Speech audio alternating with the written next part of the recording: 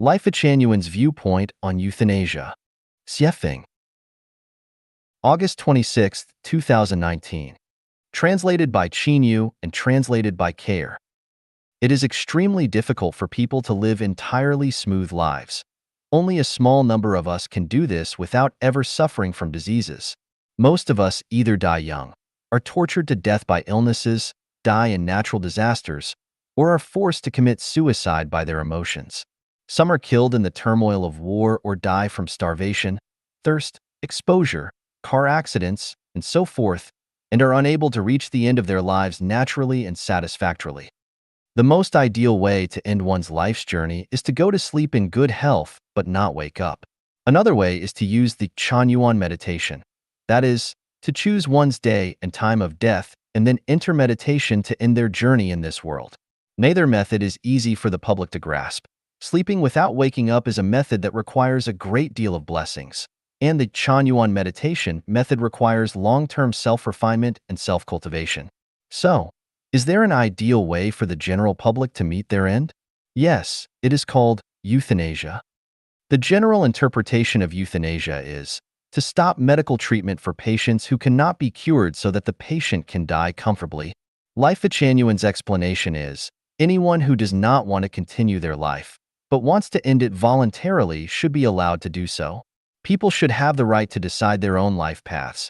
In fact, most people are kidnapped by their reality, the environment, or by their relatives. They live passively, not actively. We should offer the right to choose and decide their own life's ending to everyone. Anyone who has reached the age of 18, despairs of life, and is willing to end theirs should be offered the option to be euthanized. Regardless of their situation, as long as someone still wants to live, regardless of their age or physical condition, they should be treated, given energy, and the hope to live. How much time is enough for someone to live? A century? A millennium? The truth is that for most people, no amount of time is ever enough. Immortality is everyone's wish. However, life is a short journey of life in the mortal world. In the end, everyone has to part with life. No matter how much they love being alive, ending it is inevitable. And since farewells are inevitable, it is only a matter of time before everyone will sooner or later have to say goodbye. We associate closely with our friends and relatives, but no matter how close our relationships are with them, no matter how much we like them, or how much they want to stay with us, we will eventually have to say goodbye to them and leave. We cannot stay with anyone forever, so since we have to leave them, we should find the most suitable time to do so. Is euthanasia not a kind of farewell? Why bother preventing anyone from leaving? It is better to arrange everything leisurely and give a decent goodbye in a cool and ready manner than to end one's life in a hurry with regrets, remorse, anxiety, and fear, without saying goodbye to those of whom we care. Of course, the vast majority of people would not agree with this Lifechanyuan view of euthanasia, and only those in extreme despair would accept it gracefully. Someone might ask, should we euthanize someone who is 19 years old, healthy, and in the prime of their life with a clear mind and a bright future? It would be the biggest joke ever, but no laughing matter. It would be very cruel. Of course, many people believe that the implementation of euthanasia would be murder if it were not only voluntary but also agreed upon by relatives. But hold on a moment. I have a question. Roughly 1 million people in the world end their lives annually. How many of their relatives have signed on to and agreed with those decisions? Of course, not many. So why would anyone need anyone else's consent if they are willing to end their life? If people could only do this with the consent of their relatives, then few would ever be able to. Of course, this kind of euthanasia requires legislation and a national convention. Otherwise, it would be difficult, if not impossible, to implement. I want to say that we can hardly imagine how many people in this world are living in extreme pain and despair. Many feel tired of life and do not want to continue on, but they have to bite the bullet and continue to live because they are kidnapped. Many others are in pain and are being tortured to death, such as those who are lying in hospital beds for long periods of time while incurable. They need to decide for themselves whether they are willing to accept euthanasia and should not require the consent of any relatives. Now that technology is developed, it is possible to video record the patient's words and wishes. In other words, anyone who voluntarily accepts euthanasia can speak their own mind and record it in an environment in which they are free from any duress, coercion, or kidnapping. Without this legally binding video, euthanasia would not be implemented. If a young person wanted to end their life, their relatives might call them selfish, but who is really more selfish, the young one or the relatives? Actually, I have thought about this. If Lifechanyuan were to implement euthanasia and hospice care, at least half of the people who want to commit suicide would give up those thoughts, and that number might be saved every year. By the way, it is better to deal with the people after euthanasia in accordance with the arrangement of the Lifechanyuan funeral system. The more we open up, the easier and simpler things become. The more restrictive we are, the more difficult and complex they become. 认识自己的一道法门。One way to know yourself. Xiefeng. July 6, 2020. Translated by Qinyu and edited by Care. It is fairly easy to understand others, but more difficult to know ourselves. However, when we do not understand ourselves correctly, our lives will be lost, stepped over, and frustrated everywhere. Recently, through my work, I found a method to learn about myself, and you are invited to try it as well. To know ourselves, we must first establish a reference point and compare ourselves to it. Then we can better understand ourselves. Over the past 3 years, I have operated a small hotel in BC, Canada. The nature of the hotel is my 3 sets of large, medium, and small towels, sheets, and quilts are pure white. So once soiled, it becomes next to impossible to restore their original appearances. In contrast, the better one's financial situation is, the cleaner and neater they leave their rooms, and the better they communicate and get along with others. All in all, those who messed things up and could not communicate well were lower middle-class workers, while the more civilized were more intellectual.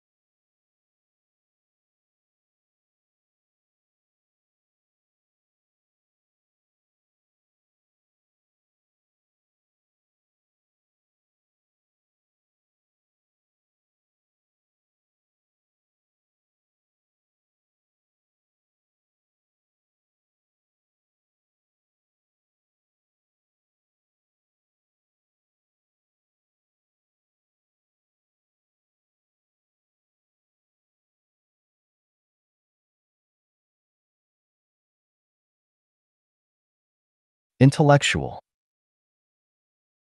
My conclusion is that a person's situation reflects their education, self-cultivation, and self-restraint, as well as their knowledge, realm, and pattern. Do you want to understand and know yourself? Then look at your current situation because it represents you. If you are very poor, have few close friends and confidants, have trouble getting help from others, and your life is rough and difficult, there must be something wrong with you.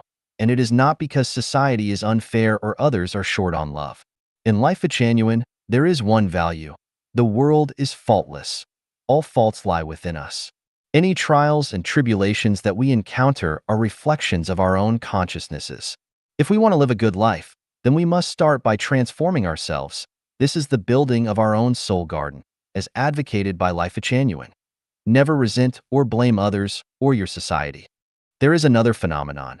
That is, those who are good at communicating with others have relatively easy and satisfactory lives, but those who are not have more difficult and miserable ones. One can understand and know themselves from the social circle in which they interact with others. If there are no knowledgeable people in your social circle with big views, it shows that you are a commoner and it will be difficult for you to have a bright future. From this analysis, we can derive a useful life experience. That is, that one should always put the improvement of one's education, knowledge, self-cultivation, self-restraint, realm, and pattern first, not rushing to make money, success, to become the best, to glorify your ancestors, or to curry favor with rich and powerful people and celebrities. If you are excellent, then those correspondingly good things will come to you. But if you are not, then do not detest the flies around you. Let yourself be a flower. Butterflies will find you.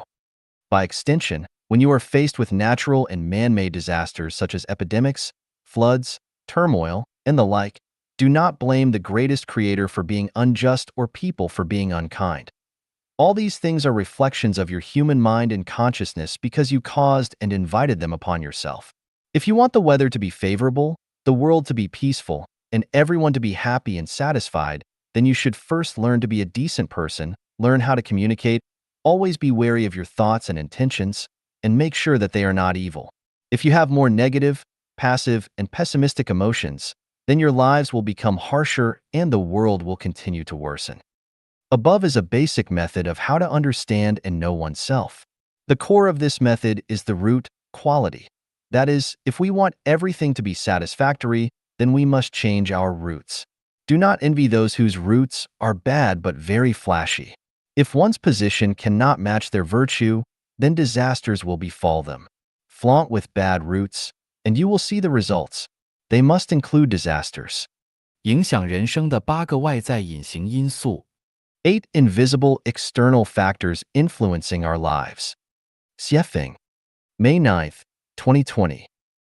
Translated by Q and edited by Care. We should be aware of these 8 mysterious and invisible factors that influence our lives. Feng Shui, geomantic omens, gods and deities, grievances and curses of others, ancestral virtues and sins, solar radiation, socio-ecological environments, destiny trajectories, mathematics. Let us examine each one of them in greater detail. Feng Shui mainly refers to one's geographical and atmospheric environments, the veins flowing underground, the humidity or dryness of the climate, whether the air is fresh and its flow is smooth and unobstructed, whether there is sufficient light and the geomagnetic field is comfortable and pleasant, as well as the water quality and the chemical elements contained within and whether it is alkaline or acidic, and so on. It is really not easy to find a perfect geomantic omen place. The best way to avoid long-term damage to yourself by certain unfavorable factors is to change your living space often. Most chronic diseases are caused by Feng Shui, and they can be cured after changing one's environment. For example, if people with arthritis who live in humid areas can relocate themselves to places with drier humidities for 3 to 5 years, their arthritis can heal completely. People in my hometown in the 1,000-year world never get sick for many reasons, but one of them is that people change their living environments often. This is why I emphasize that Lifechanyuan celestials must move to another home every 3 years. When there are 256 homes, new oasis for life, on the earth, It will be hard to get sick for a lifetime if you relocate yourself every 3 years. Affection of gods and deities. Everything has spirituality. What we call heaven gods, mountain gods, water gods, earth gods, and so forth are actual gods and deities, and if we worship them in our hearts, then we will have no bad luck. For example, if you want to climb a mountain, pray to it and ask its God for protection, and you will not fall or injure yourself during your climb. If you pray to a river god or deity when crossing its river, then you will cross it safely. If you soothe and comfort the trees, flowers, insects, birds, and beasts where you live, then you will face no misfortune. Other people's grievances and curses are very harmful to life. If you do not believe me, then you should live among people who are full of grievances. It will not only make people lose their fighting spirits, courage, and confidence in their pursuit of better lives, but it will also cause people to become depressed, get sick, and have nightmares. Curses are even more powerful. They are silent harm from their hearts and invisible thought powers. It is also a curse to secretly cut a ground vein or manipulate an ancestor's grave. Curses will lead to the declines and extinctions of families and nations. They will even lead to sudden disasters, so it is best to remain cognizant. Ancestral virtue and sin karma have great impacts on life. An ancestor's virtuous karma can help their descendants to flourish and prosper, but their sin karma can lead them to wither and decline. Therefore, whether our lives are smooth or full of ups and downs, we must consult whether the karma that our ancestors created for us is virtuous or sinful. After learning the answer, we can find a way to remedy it. Otherwise, the trajectory of our lives will not change. Solar radiation. People whose ancestors lived in or near the tropics tend to have darker skin, while those whose ancestors lived closer to either of Earth's poles have lighter skin. This is caused by the amount of ultraviolet solar radiation that is present. We need to be exposed to the right amount for proper vitamin D production, neither too much nor too little. The amount varies with our latitude, and we can often change it to alleviate the damage of insufficient or excess ultraviolet solar radiation. The socio-ecological environment is crucial to the formation of human personalities and consciousnesses. It includes factors such as culture, beliefs, conventions, customs, overall values, and the outlooks on life, and the universe. If you are enclosed in a bad socio-ecological environment for a long time, you will become incapable of distinguishing fragrance from stench. It will be hard for you to know that there are mountains beyond mountains and skies above skies, and you will live very ignorantly. The trajectory of fate is an invisible binding force created by people's previous lives' merits and demerits, as well as an invisible manipulating force. The 18 unmanageable factors of life are an invisible arrangement of the trajectory of fate. Why am I so lucky or unlucky? Why have I met such a noble or unreasonable person? And other such questions are established arrangements along the trajectory of fate. To change that, to resolve or continue your trajectory of fate, you must self-cultivate and self-refine. The influence of mathematics is mysterious. Symmetry and proportion are very important. To be symmetrical and proportional, you must work hard on the math. The figure of the golden section looks beautiful, and this is caused by perfect symmetry and the most appropriate proportions. Symmetry and proportion must follow math strictly. Math is the principle of numbers. The more symmetrical things are, the longer their lifespans, and the more symmetrical a life is, the healthier it is. Once the math falls out of balance, a life will quickly decay and die, and it also becomes easier to suffer from nature.